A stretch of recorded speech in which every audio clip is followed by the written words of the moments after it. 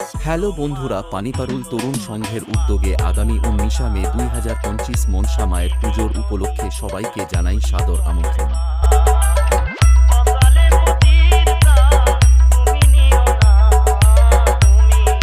আপনারা দেখছেন অভয় এডিটিং।